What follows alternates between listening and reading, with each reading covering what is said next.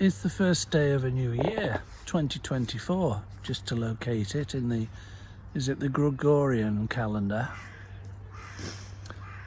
I think certain parts of the world, including Orthodox Russia, have not yet had Christmas. I don't think that's due until sometime in January the 6th, January the 12th. So if you've missed out on Christmas, get yourself off to Russia, and you'll be able to join in one there.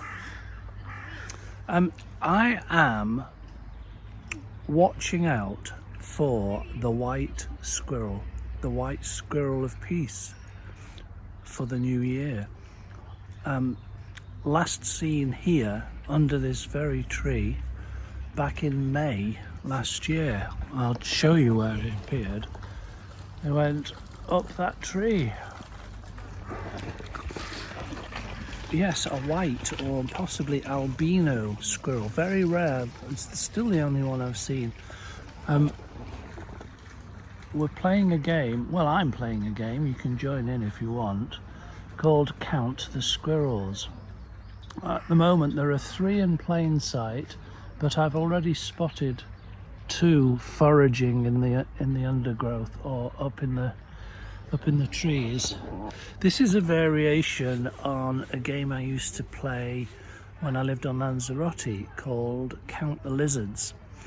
And you can only count lizards, well, you can only spot lizards in the volcanic stone wall crevices if you are very still. So it was quite a good meditation practice, counting squirrels.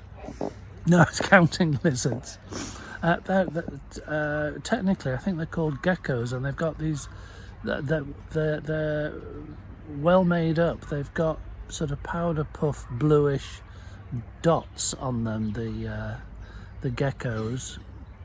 You and I might call them lizards, and they hide in the hot rocks. The black volcanic rocks, because they dry stone wall with volcanic rocks, and so the geckos hide in the cracks. But when it gets all quiet, they first of all they have a look round, and then they pop their head out, and that's when I can count them. But I have to be very still, so the slightest movement of my head, and they'd disappear back into the crevice. And so I got quite good at this, and my record score counting geckos was 8. Now that takes some stillness, I'll tell you. What can we say? Oh, thank you. That's what the birds can say about a new year. It is understandable, and I do it myself, to approach a new year with either fresh enthusiasm or with fresh despond. And honestly, with what's going on in the world and in our mental gales, we could all be forgiven for swaying between the two, between optimism and pessimism. But I think, is it Rudyard Kipling? I'll paraphrase Rudyard Kipling, who says, treat them both as the imposters they are. Because in a, let's say, a stoical way, que sera, sera, it's only if we, I didn't know I was going to say this. I'm actually encouraging myself now. It's only because we look through the eyes as if we were separate from what is going on out there, counting squirrels, me the observer, they the object, me the subject, they the object, that there is a sense of either agency in that I am the doer of the seeing, or there is the object, which is what is seen. But I'm going to dare to suggest that that's not really what's happening. All that we can say for sure is that seeing is happening. And I individually, and you individually, no doubt, sort of shrink wrap this up as my seeing, as my thoughts. Well, actually,